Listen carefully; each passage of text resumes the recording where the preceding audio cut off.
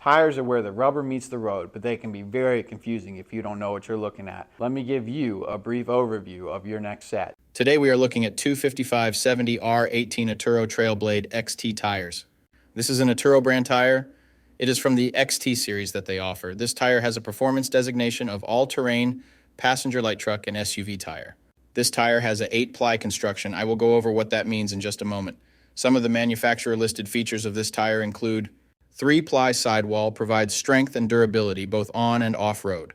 Large shoulder blocks give excellent grip in loose sand and mud. Smaller center tread maintain excellent on-road manners. Knife blade sidewall elements offer protection and style. Multiple sipes across the tread enhance traction in rain and snow. Rim guard provides protection against curb damage to wheels. So to start, we will look at the tire size. This is one of the most important parts, if not the most important part of your tire shopping journey, because if you order the wrong size, they more than likely won't work on your vehicle. This tire size should be showing on the screen right now. So let's work from left to right and break down what these three numbers mean. But wait, what do those numbers mean? Let me tell you right now. The first number is for the section width of the tire. The section width of 255 in this sequence refers to the tire's width in millimeters. In other words, this tire is 255 millimeters wide from sidewall to sidewall. The second number in the tire size refers to the aspect ratio. 70 in the sequence is the aspect ratio of the tire. The aspect ratio is a percentage, and it tells you the ratio of the tire's height to its width. In this example, the aspect ratio number 70 means that the tire's height is 70% of its width. The third and final number of your tire size refers to the rim size or diameter. 18 is the diameter of the rim this tire will go on. The rim size of 18 in this scenario indicates that this particular tire would fit a rim with an 18-inch diameter. Keep in mind, this number is not negotiable. Unlike the first two numbers, you can't upsize and downsize this part. The only time this number will be different is if you are actually changing the size of your rim. So for example, if you find a fantastic deal on a set of 265/70 or 17 tires, you absolutely cannot use them in place of your current 265/70 or 16 tires, unless you are actually changing the rim size also from 16 to 17. Now, let's get into the other important info on a tire. Besides the three components that make up the tire size, the three other most important components are going to be the load index, speed rating, and ply rating or load range. I know. 33 this, 285 that, 121, load range E. What the heck does it all mean? Let me explain that to you right now. So this is where it gets a little more tricky. These three components will sometimes require some additional research to know what your vehicle needs. So let's start with the ply rating / load range. These tires have an 8-ply construction. Each designation represents a different term when looking at a tire. This can directly affect things like max tire pressure and also plays a part in the next two numbers we are going to talk about. When in doubt of the rating your vehicle requires, in most cases it is safe to go with the same rating your vehicle currently has, as long as it was replaced with the correct spec of tire last time they were replaced. Now let's talk about the other two components, load index and speed rating. Next to your tire size, you will see a number and letter combination like 117S.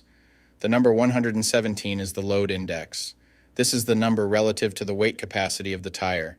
The higher the number, the greater the load carrying capability of the tire. Load index ranges from 0 to 150. If you are replacing your tires, they have to be the same or higher load index, never lower. For example, if your current load index is 117, a tire of the same size with a load index of 120 would work for you, but not a tire of the same size with a load index of 114. If you replace your tires and the new ones have a lower load index, the tire has a higher likelihood of bubbling and eventually blowing out. So make sure you pay attention to this when buying your set. So for the tire we're looking at today, the load index of 117 represents a weight capacity of 2833 pounds. For my metric system using friends, that would be a capacity of 1285 kilograms. Located next to the load index we just talked about, there is a letter. The letter S is the speed rating for this tire.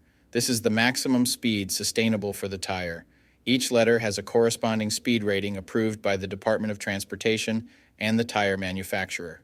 Alphabetically, the speed rating increases as the letters advance from A to Z, except for the letter H, which we'll explain in a minute. The most common speed ratings range from L, 75 miles per hour, to W, 168 miles per hour. High-performance racing tires speed rated 168 miles per hour or higher are marked ZR. Originally, tire speeds were just S, H, or V, S being the slowest, H being the middle, and V being the fastest. Over the years, as tire speeds have evolved, for whatever reason, H has always remained the same, 130 miles per hour. When Z-speed rated tires were first introduced, they were thought to reflect the highest tire speed rating that would ever be required, in excess of 240 kilometers per hour or 149 miles per hour. While Z-speed rated tires are capable of speeds in excess of 149 miles per hour, how far above 149 miles per hour was not identified. That ultimately caused the automotive industry to add W and Y speed ratings to identify the tires that meet the needs of vehicles that have extremely high top speed capabilities. So the speed rating of S in the case of this tire means that this tire is rated for speeds of 112 miles per hour or 180 kilometers per hour. While speed rating is important in some unique cases, you shouldn't spend a ton of time focusing and comparing tires based solely off of this.